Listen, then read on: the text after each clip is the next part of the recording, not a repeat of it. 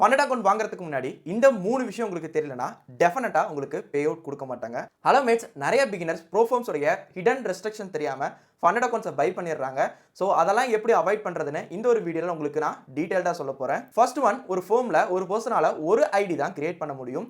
நிறைய பேர் வந்து ஆஃபருக்காக 2 ஐடி கிரியேட் பண்ணி லைவ் அக்கௌண்ட்டில் இஷ்யூஸ் ஃபேஸ் பண்ணுறாங்க. ஃபார் எக்ஸாம்பிள், ஃபண்டிங் டிப்ஸில் எவ்ரி நியூ யூசருக்குமே 20% ஆஃபர் கோட் இருக்குது. ஸோ ஒரு பர்சன் ஃபஸ்ட்டு ஒரு மெயில் ஐடி போட்டு அக்கௌண்ட்டை பை பண்ணி ஃபேஸ் 1 ஃபேஸ் 2 கிளியர் பண்ணதுக்கப்புறம் லைவ் ஐடி போகும்போது கேவைசி பண்ணிடுறாரு.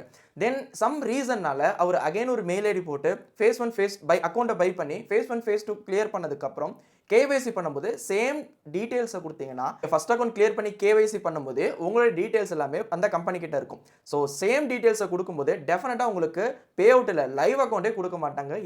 ஏன்னா ப்ரோஃபார்ம்ஸ் ஒரு பர்சனுக்கு ஒரு ஐடி தான் லீகலாக கொடுப்பாங்க. ரெண்டாவது விஷயம், நிறைய பிகினர்ஸ் ஃபண்டட் அக்கௌண்ட்ஸ் பை பண்ணும்போது அவங்களுடைய கார்டு சப்போர்ட் பண்ணுறது இல்லை, இன்டர்நேஷனல் ஆக்சஸ்க்கு சப்போர்ட் பண்ணுறது இல்லைன்னு அவங்களுடைய ஃப்ரெண்ட்ஸ் அண்ட் ஃபேமிலியோடைய கார்ட்ஸை யூஸ் பண்ணுறாங்க. இது டோட்டலி ப்ரொஹிபிட்டட். நீங்கள் ஜஸ்ட் ப்ரோஃபார்மோடைய டிஸ்கார்ட்லையோ இல்லை சேட் பாக்ஸ்லையோ கேட்டு பாருங்க, can I buy account using my friends கார்டுன்னு.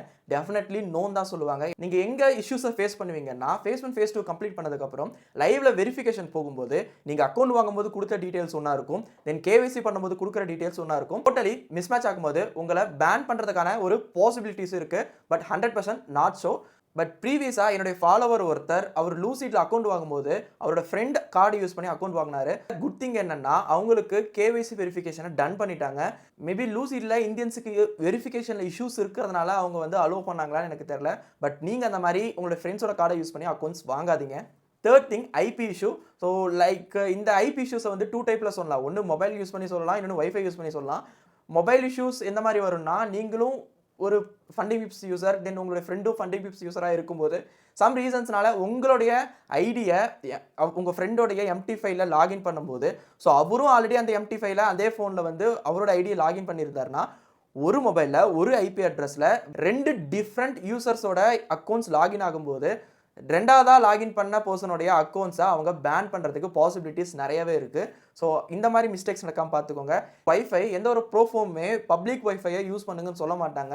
Forms அவங்களுடைய ஹிடன் ரூல்ஸில் இதை கிளியராக மென்ஷன் பண்ணியிருப்பாங்க. அப்படி இல்லைன்னா நீங்கள் சேட் பாக்ஸ் ஆர் டிஸ்கார்டில் நீங்கள் ஜஸ்ட் கேட்டு பாருங்கள், டெஃபினெட்லி நோ தான் சொல்லுவாங்க. நம்மளோட யூடியூப் சேனலில் ப்ரோஃபோம்னா என்ன, அதோடைய ரூல்ஸ் என்ன, அண்ட் ஃபண்டிங் பிப்ஸோட ரூல்ஸ் என்ன, லூசிட் கம்பெனியோட ரூல்ஸ் என்னென்ன, ஒவ்வொரு ஃபோம்ஸோடைய டீட்டெயில் வீடியோஸும் நம்ம போஸ்ட் பண்ணிட்டு இருக்கோம். நம்மளோட சேனலை ஃபாலோ பண்ணிக்கோங்க. ஸோ நம்மளோட சேனலோட லிங்க் வேணும்னா யூடியூப்னு கமெண்ட் பண்ணுங்கள், நான் உங்களுக்கு டிஎம் பண்ணுறேன். சூஸ்.